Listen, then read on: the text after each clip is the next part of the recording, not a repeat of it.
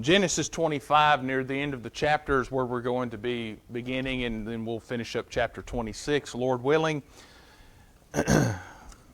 Page 20 and 21 in your books. And so we began talking, ended up talking about the coming of Jacob and Esau there in chapter 25, verse 19 through 26. And so what we see here is a choice that God makes, and He makes a declaration as far as to how He is purposing how the lineage is going to go, how the blessings are going to go, how the older will serve the younger. And so God's plans, what we see, He's not always reacting. I think sometimes how we read Scripture and we view things is that He's always reactionary in like ideas of like Nadab and Abihu, for example, right? They offered up strange fire, and so God reacted and punished them. That's one example. There's all sorts of examples like that happening where we view the idea of God reacting to human action. Yet that's not always the case. As things are before all of this, what we see are God's promises being levied out and His blessings being bestowed on folks, and so things have to fall into place, if you will. So decisions and choices are made. And so in the instance of Jacob and Esau, the twins, Esau's the older one, Jacob's the younger one, right? Jacob's grabbing on his heel. And it was said that the older shall serve the younger. Okay? Well, with that choice in mind, it's that, God's omniscient. He's omnipotent. He's omnipresent. All of those things are describing God's character, His nature, that He's all-knowing. He's everywhere. He's all-powerful. And so, with Him being all-knowing, He knows the kind of people, right? He knows the kind of person. It's not that He's determining their kind, as in He's determined every action that man's going to make, but the kind of actions that would come from these people. And so that's what we have with Esau, and we're going to see that tonight, especially as we get into chapter 26 at the end of the chapter. We're going to see that come about. And the Hebrew writer actually gives us a really good description. Go to Hebrews 12 real quick. Hebrews 12 and drop down to verse 15. Hebrews 12, verse 15. Hebrew writer says, "See to it that no one comes short of the grace of God, that no root of bitterness springing up causes trouble, and by it many be defiled, that there be no immoral or godless person like" who? Esau, "who sold his own birthright for a single meal. For you know that even afterwards, when he desired to inherit the blessing, he was rejected. For he found no place for repentance, though he sought for it with tears." And so I think what's really being described there, it's not that there was an unwillingness on God's behalf to not restore the blessing, if you will, but that, let's just step out on a limb. Let me ask this. Was he really repentant? Was he really sorry?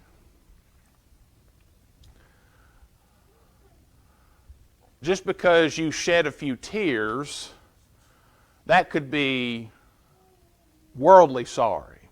Like sorry that you got caught, right?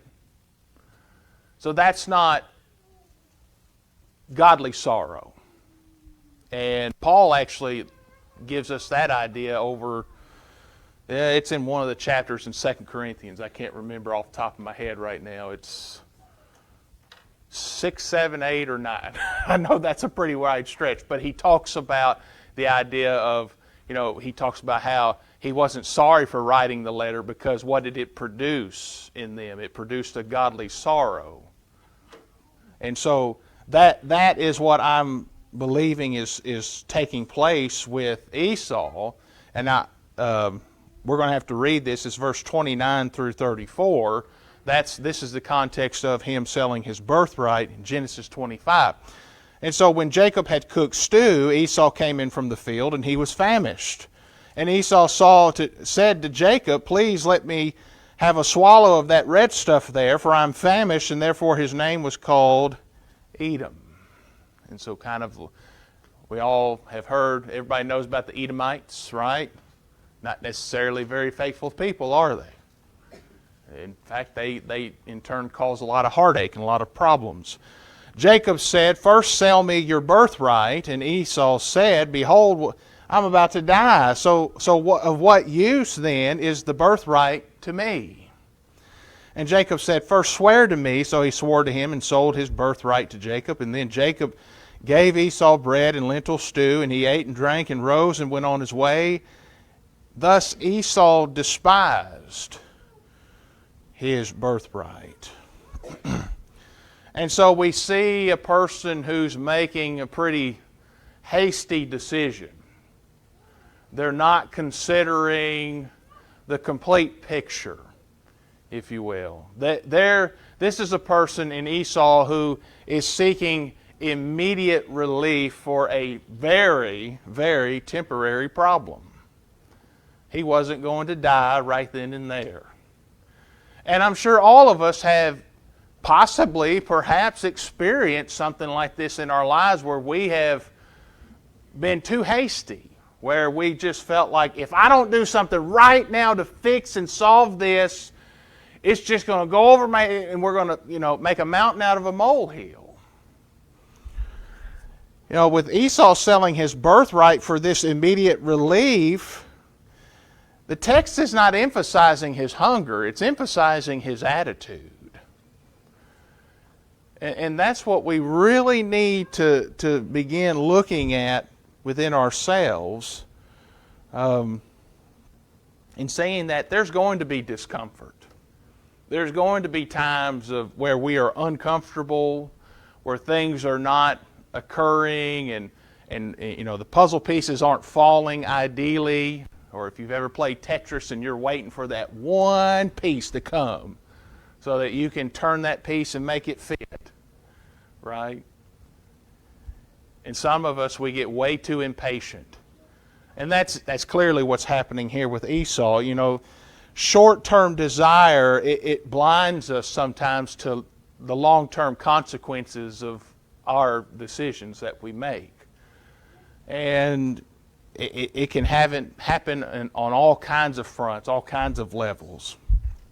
And so we see here a dangerous level of indifference because he despises his birthright. What's a birthright? Inheritance? Anybody? Firstborn. Probably the first male born. Yeah. And you have to think, it would be to him, he was to receive 2/3 of the inheritance. But what we value is oftentimes revealed by what we're willing to give up, what we are willing to trade. And so, like we have the passage, it's I think in Luke 9, and I think verse 25. "For what does it profit a man if he gains the whole world and loses or forfeits his soul?" That's revealing, isn't it? But why is that revealing? What's he giving up? The parallel to Esau is he's giving up his birthright, right? Now, he wants to, for this man here in Luke 9, he wants to gain everything. Give me all power, give me all rule. What was it that Satan, or the tempter, when the tempter went to Jesus and he tempted Jesus, what was one of the temptations? Anybody recall? He says, if you bow down, right, I'll give you all of this. Well, surely he knew that Jesus already had all that.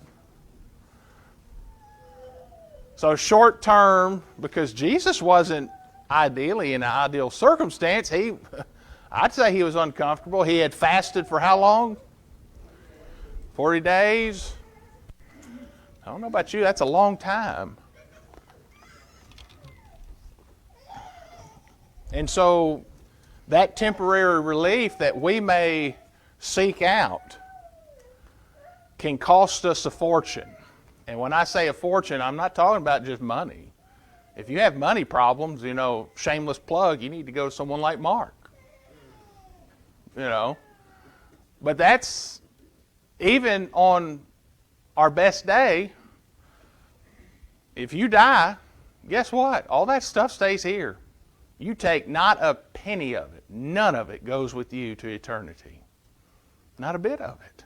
Not to say that Mark's work's not important. That's not what I'm saying. We need to plan for our future. We need to be good stewards of the blessings that God gives us. Absolutely. I agree wholeheartedly with all of that. For a good man leaves an inheritance for his children. Right. Yeah. So, that is good work. But there's some people who go out and they make terrible decisions spiritually. Spiritually, they are indifferent about where they sit, where they are in life. And so they stand before God and they say, so what? I was hungry. That's Esau's vision, right? So what about the birthright? I'm not benefiting from the birthright right now because he didn't have it now. Think about the prodigal son for just a moment. Y'all remember the prodigal son, right? Okay. What's the beginning of the story? He goes to his father and he says, what does he say? I don't need to wait. Give it to me now. Yeah, give me now. And so for one, he's essentially saying, Dad, you're as good as dead to me. Right?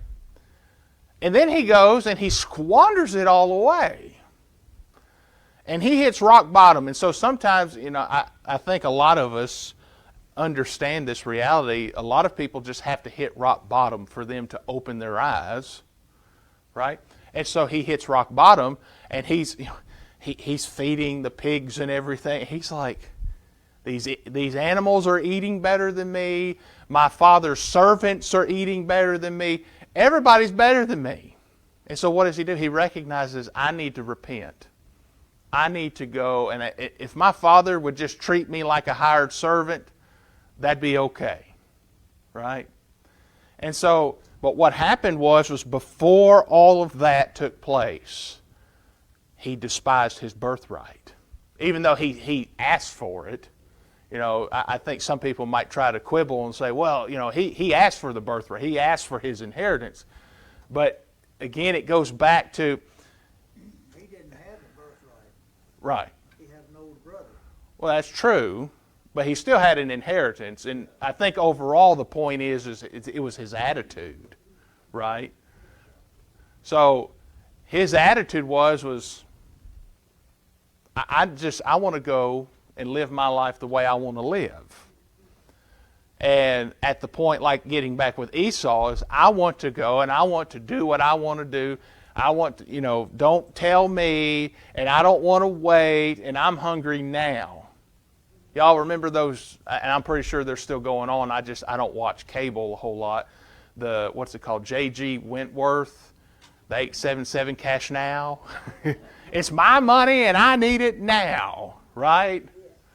So those of you who have cable and watch those channels, you know exactly what I'm talking about.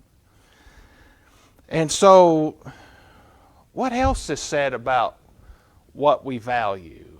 I think it's Matthew 6:21. For where your treasure is, there your heart will be also. What do we treasure? What is important to us? Are we willing to give up what is right for what is convenient right now in the moment? And so, like, obviously not necessarily here, like we're all here and our plan is to open up our Bibles and to talk about these things. But you may be out and about and you might find yourself in a conversation that might eventually turn hostile against you because everybody else isn't perhaps as serious about spiritual things as you are. Are you willing to give up your spirituality for that moment just so those people don't jump on your back, quote unquote, and just give you the beating of a lifetime verbally? You know, those types of things, it matters. Again, I don't think this is so much about substance. Yes, there was substance involved. You know, give me this stew. That's substance. But it's not about the stew. It's not about all of that. It's about how he despised his birthright. I don't know if he's so much, in my opinion, I don't think it was so much that he despised his birthright. I don't know if you ever been hungry. I mean, he been out in the field, he didn't have no luck, he didn't get no portion. I mean, he came in hungry. Yeah. And you know, some people, they're killed to eat. I mean, there's stories of people eating each other. I mean, Yeah. they're hungry. Yeah. And that's part of it. Then we see further in the story, he goes back and asks the father again for the birthright. Mm-hmm. We see that too. So I think, you know, you get hungry enough, you probably pretty much, I don't know, He figures you're gonna die anyway, so might as well, you know. there's a lot of factors there, I can tell you, that I look at when I'm looking at that. And then we ain't even talk about the other character in it. Oh, right. You know, but see, that's also a reality in that Jacob's not perfect. Never been perfect. Never will be. Would have been perfect. But the idea was that he never despised where he stood with God. Right? Like, even though his birthright wasn't equal or the same of value as Esau's would have been, if you look at it from just the physical, cultural birthright sense, he knew he wasn't going to get as much. But he didn't know that God had said, Jacob I have chosen, right? Jacob I love, Esau I hated. Right? That's the verbiage that's used over in Romans chapter 9. They don't know this. But if you look at faithful people throughout Scripture, and men, we're really going to see this as we go through our study on the Saturdays that we meet. So, shameless plug, show up. You know, faithful people are not exempt from questionable behavior. Now, I would almost say that, you know, you like how that was discussed. You know, I would even say almost unethical almost. Why don't we just say sin? Let's call it what it is. Well, I mean, you know, he's saying, I don't know. I think that's a really strong term. But you know, Jacob to me is just he's a shyster. You know, like he knows, okay, I can get something out of him now, right? He's rubbing his hands. He knows, boy, I can get something out of this now. He's really hungry. He knows his brother. He knows the kind of man his brother is, right? So he can really take advantage, right? So I guess if we do go down the greed sense, then yeah, that would be sin. But because Esau could have said, I'm not selling my birthright to you over a bowl of stew. He could have easily said no. I kind of get mad at Jacob sometimes. I get frustrated with Jacob. But you know your brother was hungry. How could you take all you had for food? I get mad at Jacob. I mean, think back to Cain's question, am I my brother's keeper? So, yeah, I mean, there's absolutely principles that were violated. I agree. That was after he killed him. Yeah, that's true. Yeah, that's a good point, too. So, yeah, not necessarily some of the best decisions going on either side of the equation. Then, you know, when we get further into the story, I think that's chapter 27, where Rachel and Jacob, they concoct that plan together where they dress Jacob up to feel like Esau, right? They put the... I got a question. Okay.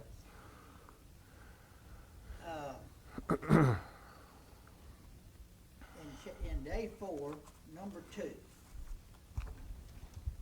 the Lord gave Isaac the same promise he gave Abraham. Mm-hmm. This was after Isaac had sold his birthright to Jacob. And why is God giving him the promise? You mean? Well, Esau sold the birthright. Right. Yeah, Esau. I'm sorry, I said Isaac, but I Yeah. mean Esau. Why did God give Esau? That's Isaac. Okay, I'm sorry. See, you answered your own question. You did so well, you answered your own question. Okay. That, I read that as Esau instead of Isaac. So yeah. That's my fault. That would have been an interesting scenario had that happened, but we know that didn't happen, and so I don't know where I was going, so we'll just hand. But in that thought where the birthright was given to Jacob, even Isaac told him, "Come close, let me feel and see if you the son." And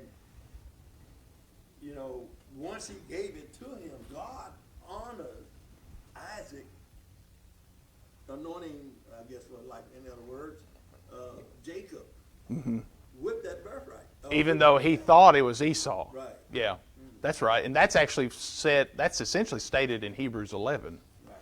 Right. Sarah, you had your hand? Well, in going over this, Rebecca was told that the younger would rule over the older and the older would serve the younger. So it seemed, I don't know, just trying to make sense of it. It seems underhanded that she would help Jacob to deceive his father, but at the same time, isn't that just kind of helping what was to come, what was to be? I think perhaps, that's a good point that, in the back of her mind, it was said that the older will serve the younger. And we know that she preferred Jacob and Isaac preferred Esau, right? And so, as far as that goes, we see that she was faithful, in the choosing of her to be the wife. She did all the things that the servant had asked for as far as the signs went and stuff. So, perhaps that's a reality. Again, God's purposes are going to be accomplished. And so that's going to be with us or without us. And if His purpose is accomplished without us, we're in a whole heap of trouble. Because without God, we're nothing. Without the sacrifice of Jesus going to the cross, there's no spiritual life, there's no pardon, there's no forgiveness, there's nothing. We're nothing. There's no grace, there's no mercy. There's no eternity with God. So, if we are with the purposes of God and we go along with them and we accomplish them in our lives, we have everything. We have everything we could ever want and ever desire. But see, that's for someone who's spiritually minded. That's someone who's looking beyond the tombstone. They're looking beyond this life here on this earth. You see? And so, Genesis 26, let's go ahead and start getting into this chapter and rolling through here. So there's a famine that hits the land. And this was a different famine besides the previous famine that occurred in the days of Abraham. So Isaac went to Gerar, to Abimelech, king of the Philistines, and the Lord appeared to him, so appeared to Isaac, and said, "Do not go down to Egypt, stay in the land of which I shall tell you. Sojourn there in this land, and I will be with you and bless you, for to you and to your descendants I will give all these lands, and I will establish the oath which I swore to your father Abraham. I will multiply your descendants as the stars of heaven, and will give your descendants all these lands, and by your descendants all of the nations of the earth shall be blessed. Because, so this isn't necessarily because of something that Isaac deserved or anything, but this is a continuation. This is kind of a God reaffirming the covenant that he had with Abraham because of Abraham's obedience, right? Verse 5, because Abraham obeyed me and kept my charge, my commandments, my statutes, and my laws. So he's not giving it to Isaac upon the basis of nothing. It's on the basis of faith. Now, he just gave Isaac some instruction, didn't he? He said, don't go to Egypt. You stay, and I'm going to greatly multiply you. I'm going to bless you. And so if you read ahead, you know what's going to happen. What's going to happen is he's going to stay. And there's going to be difficulties arise. There's going to be hardships, right? Because what are the people going to do? Did y'all study ahead? They're going to try to take his wife too. Well, it says that they could have. What else happens to him? What they do with his watering holes? They filled them up. So, they're making life difficult for him. Right? And so when life gets difficult, it's easy to say, okay, I'm checking out. I need my check, please. Right? That's what we do at restaurants when we're not getting good service, right? We say, check, please. And so when things aren't going right, he's received this promise. I'm going to bless you. I will multiply you, your descendants, under the stars of heaven. I'm going to take care of you, but stay. Now he stays, but life's not as comfortable as it could be, because the people of the land are going to start filling up his holes. The wells that were dug, they're going to fill them up, and they're going to say, this is our water. This is mine. But see, Isaac could come back, and if he wanted to be egotistical about it, he could say, no, God promised me this, and begin a war.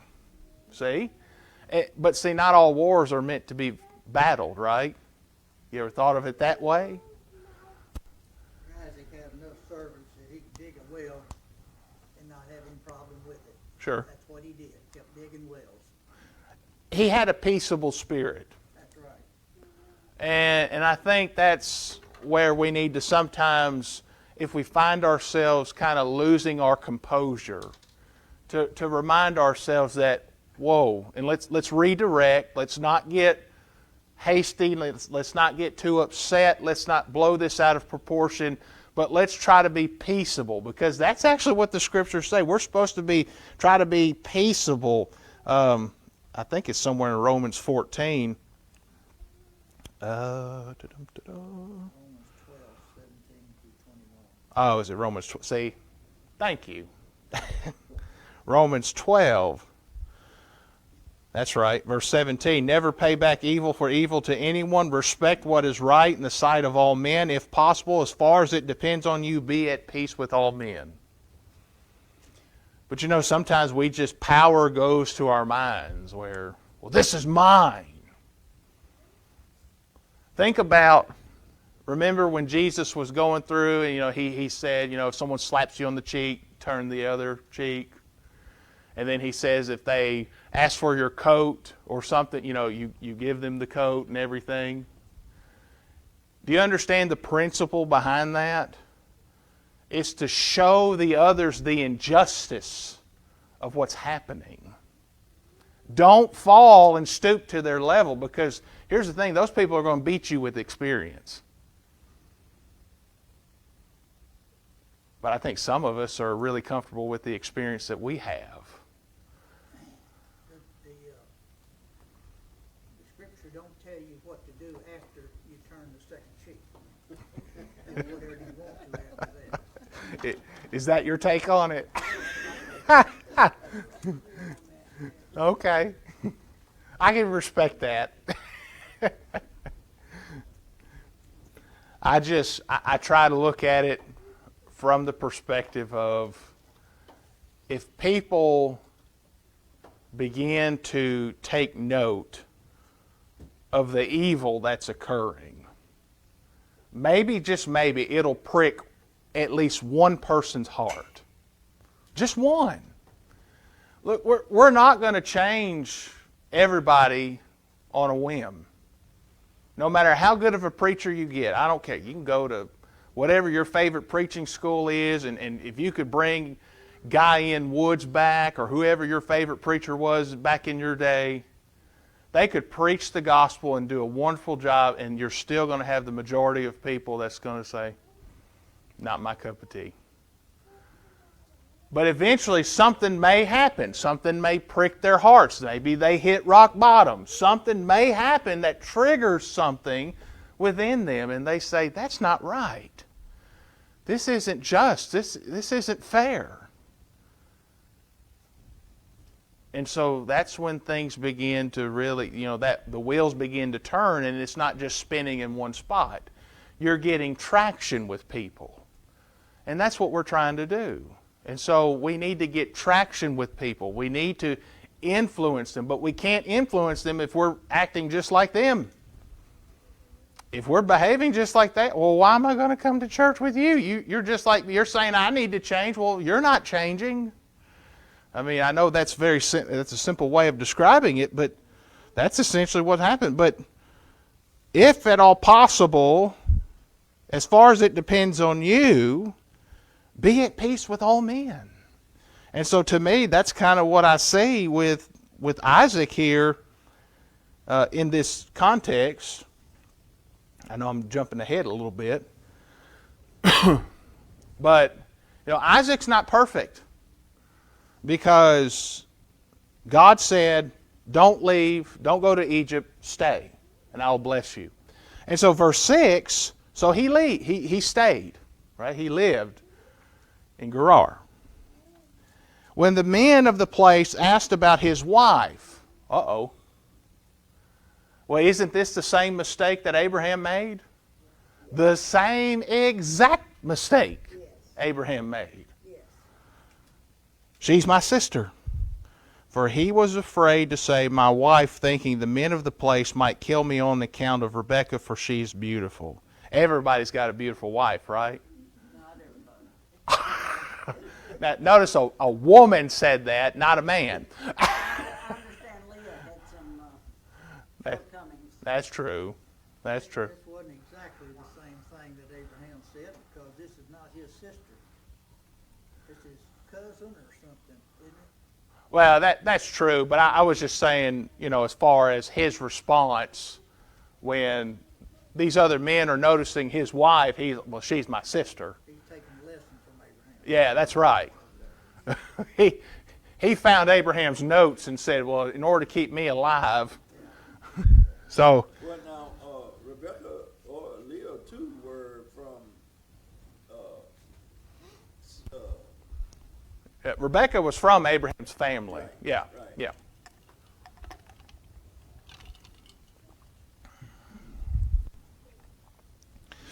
And so it came about, when he had been there a long time, that Abimelech, king of the Philistines, looked out through a window and saw, and behold, Isaac was caressing his wife Rebekah. Uh-oh.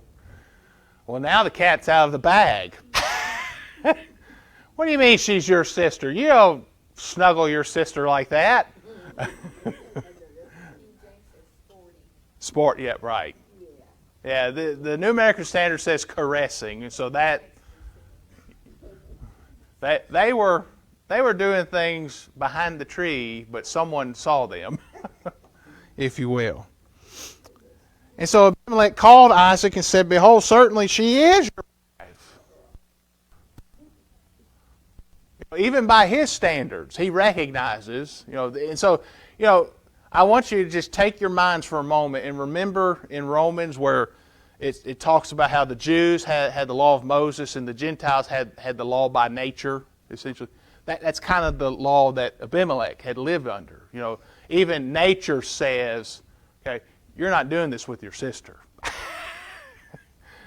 This ain't right here. She is your wife. Certainly she is your wife. How then did you say she's my sister? And Isaac said to him, Behold, I said I might die on account of her. There's no point in lying at this point. Okay? The first lie got caught out. Okay? Well, what is it that we typically do when we get caught in our lies? We tell another one. And then we have to tell another one to keep that lie up. And then if someone else finds out, then we have to tell another lie to keep that. And it's just a never-ending circle. And I don't know about you, my memory won't allow me to tell very many lies. If I go to sleep and I wake up in the morning, there's a good chance whatever you told me went into the pillow and it's not coming back through osmosis. So, again, there's no point in lying. Abimelech charged all the people, saying, He who touches this man or his wife shall surely be put to death. But even faithful people struggle with fear. So even though I'm kind of poo-pooing Isaac, we poo-pooed Abraham too, for this decision, God's not looking for that perfect isolated moment to say, aha, I got you, you are such an unfaithful scoundrel. That's not how God rules. We're going to make mistakes. We're not perfect people.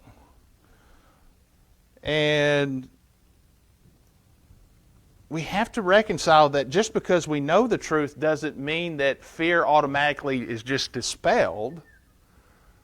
And so if you see someone struggling in their faith, I don't think the right approach is to go up to them and just say, well, snap out of it.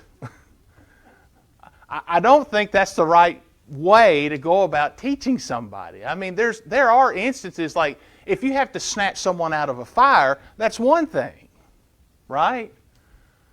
But not every instance is literally a blazing fire.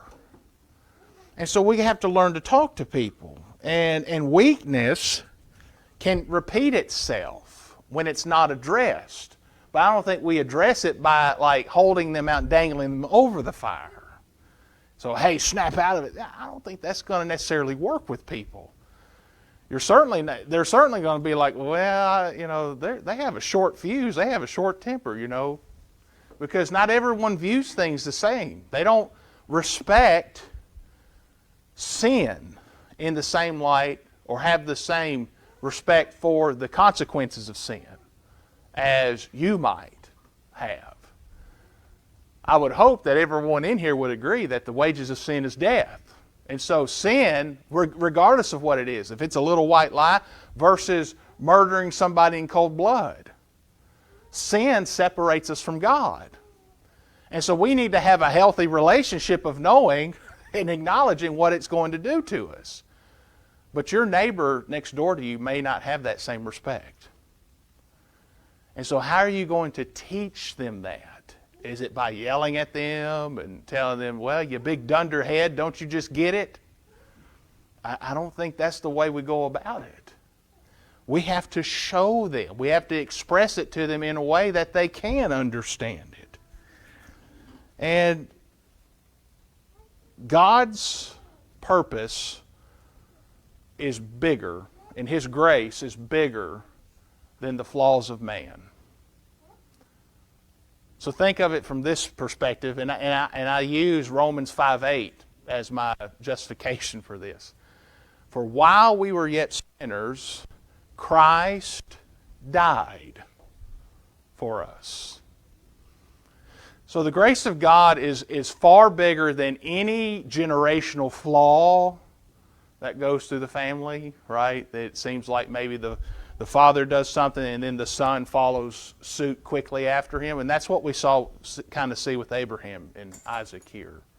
Kind of the same type of problem. Like, I fear the people, they're going to kill me because on account of my beautiful wife. And so even Abimelech understands the problem that this would have brought about. I mean, if you think about that, if you look back in that culture, it must have been going on a lot. Yeah. But some, I mean, Right. It wasn't nothing for them to say, well, she's a beautiful woman and I want her. Now, we live in a semi-decent culture where we're not everyone's out to kill the guy. Unfortunately, sometimes that does still happen, but, I don't think it's near as prominent now as it was there in this time, because Abimelech makes that point. Look, someone could have came and taken her as their wife. So, it was it was a realized reality that this was a problem, and you put us in jeopardy of violating our own law, right? Because even they had law. Even though it wasn't necessarily God's law, they still had law, and they understood respect and authority to that law. And so Isaac sowed in the land, verse 12, and reaped in the same year 100-fold. The Lord blessed him. The man became rich, continued to grow richer until he became very wealthy. He had possessions of flocks and herds and a great household, so that the Philistines envied him. So God's continuing to bless him because God told him, hey, don't leave, stay. And so what's God doing? He's blessing him because he did exactly what God told him to do. I wish people could just get that. Do what God says. Now, I know there's a whole lot more to it than just saying that. Now, in a class setting, we're just trying to make the point and move on. Do what God says, and He will richly bless you. Humble yourself in the sight of the Lord, and He will what? Lift you up. And so now all the wells which his father's servants had dug in the days of Abraham, his father, the Philistines, stopped up by filling them with earth. And then Abimelech said to Isaac, go away from us, for you are too powerful. And Isaac departed from there and camped in the valley of Gerar and settled there.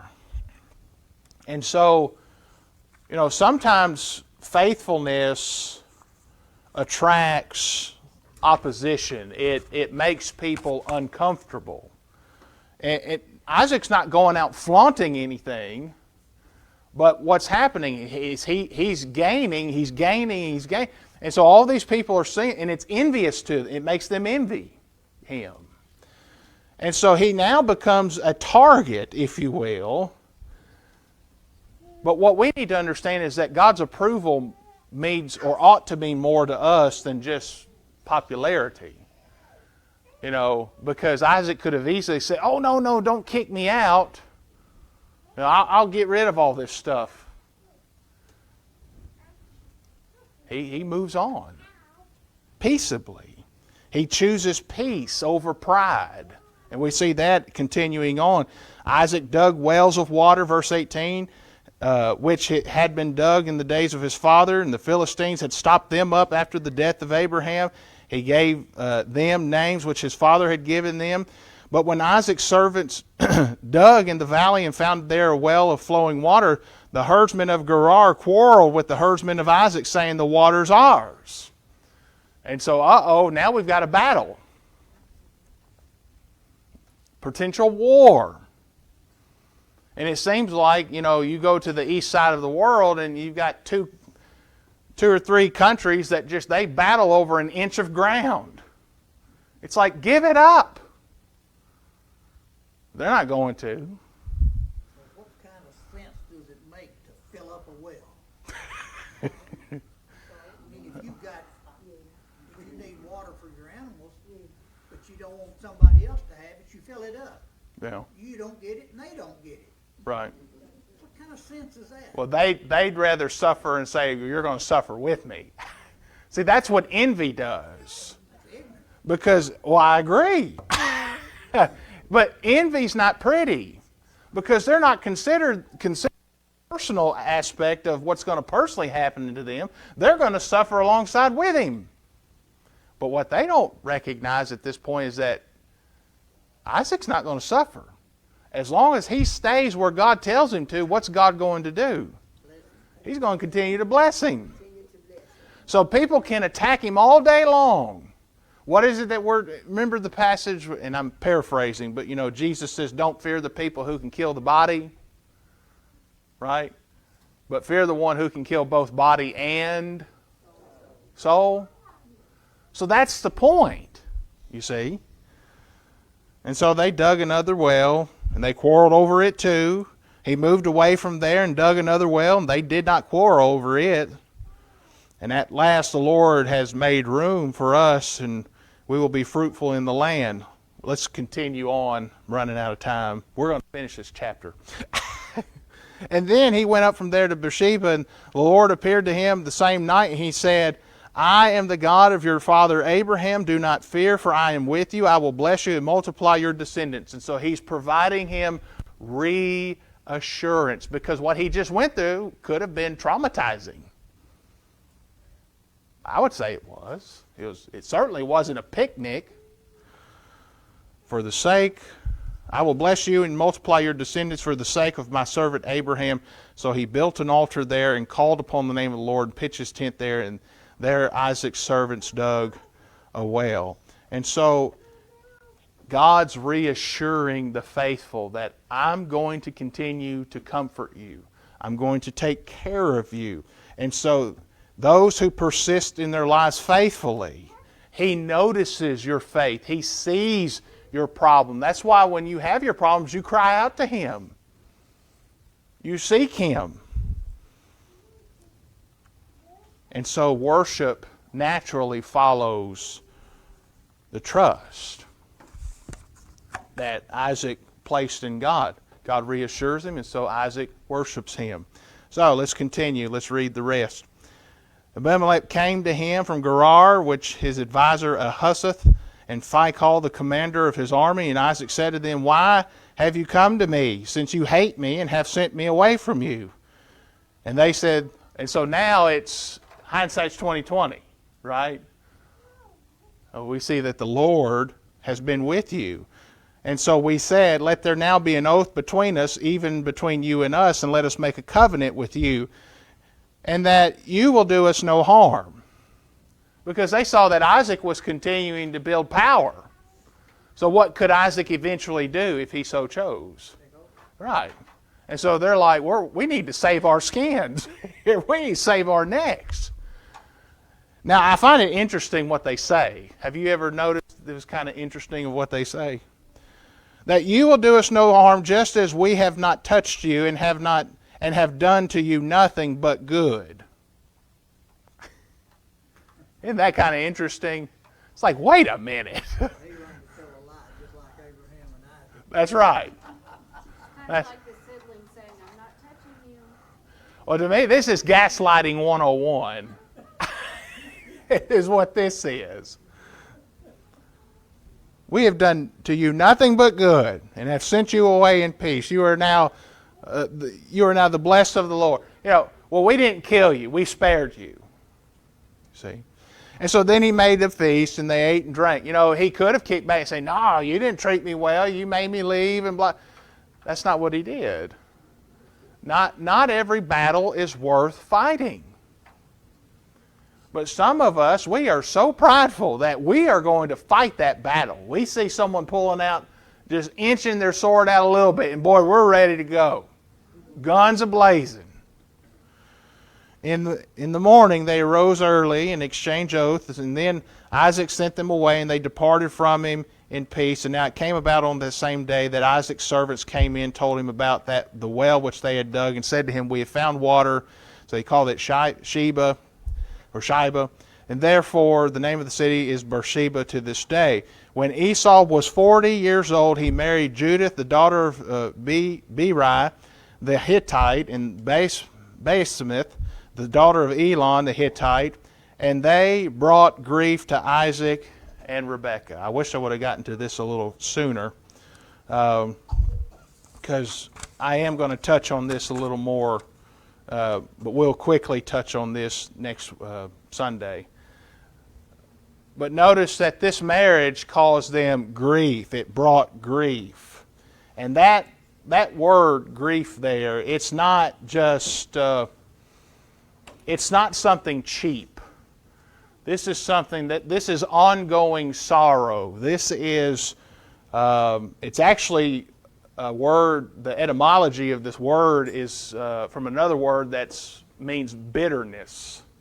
So there's a great bitterness, a deep emotional distress to Isaac and Rebekah because of the kind of woman and women that he's interested in. This is a continued heartache, if you will. But I'm going to behave, and we're going to stop there. And we just want to take a quick moment. We're singing a song, Out of My Bondage, 918. If you're in bondage tonight, you need to respond. Whether it's through obedience to the gospel or seeking God in prayer to help you, to lift you up, to comfort you and strengthen you, to experience His grace once again. That's what you need to do. Do what's best for you. Prepare your life for eternal service to God. If you miss heaven, you miss all that there is. So if you're subject to our invitation, we invite you to come forward as we stand and sing 918.